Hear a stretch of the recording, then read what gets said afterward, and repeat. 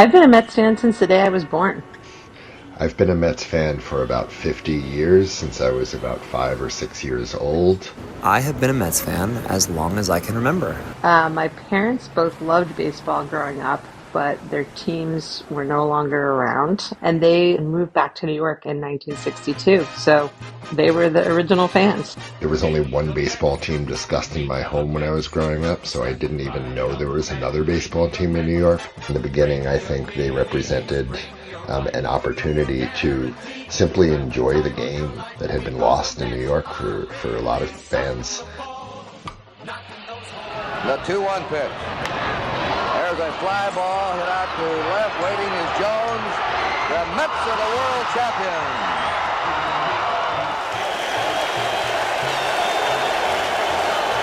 Got him.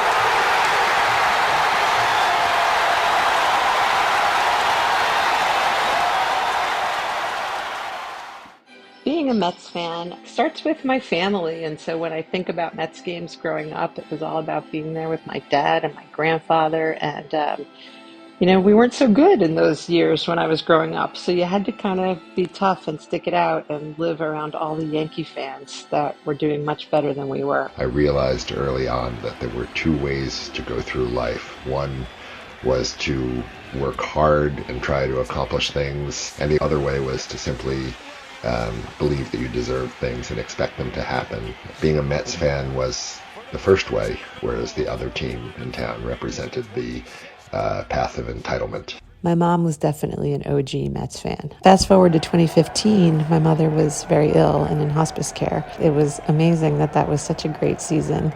And she died shortly before the World Series. So when my son and I got to go to the World Series, even though it didn't end the way we wanted, it was such a happy moment and really felt like she was with us in spirit. Nobody in the ballpark. 0-5. Hitless through 7.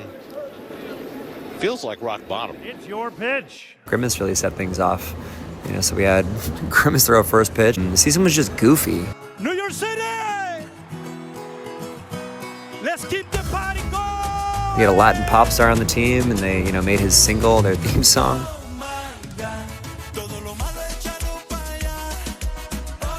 They didn't take themselves too seriously. We had Hawk 2 a girl, Haley Welch, I think her name is, throw out the pitch, and that started the best winning streak we had all season.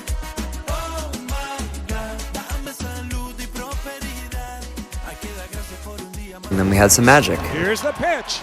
Swinging a fly ball to right field. Pretty well hit. Frelick back at the wall. He jumps. It's gone. He did it. He did it. Pete Alonso with the most memorable home run of his career. You had Pete Alonso come up big in the playoffs. Like, those magic moments, you can't script those. You can't create those. You can't buy those.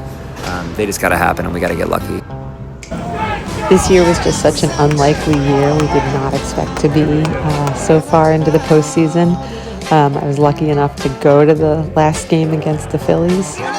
Lindor hit that grand slam. I was with some of my siblings and my nephew, and just hugs all around, high fives with strangers. So fun to be a Mets fan this year. Obviously, we know the Mets will stay the Mets, the fans will stay the Mets fans.